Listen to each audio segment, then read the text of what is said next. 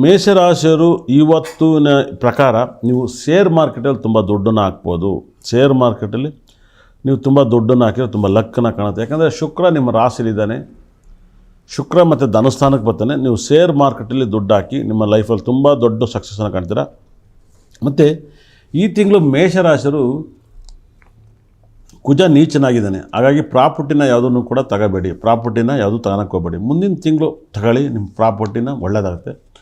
ಮೇಷರಾಶಿ ಕುಜ ನೀಚನಾಗಿರೋದ್ರಿಂದ ಪ್ರಪಂಚದಲ್ಲಿ ಈ ಒಂದು ತಿಂಗಳಲ್ಲಿ ಸಿಕ್ಕಾಪಟ್ಟೆ ಮಳೆ ಬರುತ್ತೆ. ಕುಜ ನೀಚನಾಗಿರೋದ್ರಿಂದ ಮಳೆ ತುಂಬ ಜಾಸ್ತಿ ಬರುತ್ತೆ. ಮೇಷರಾಶಿಯರು ಹುಷಾರಾಗಿರಿ.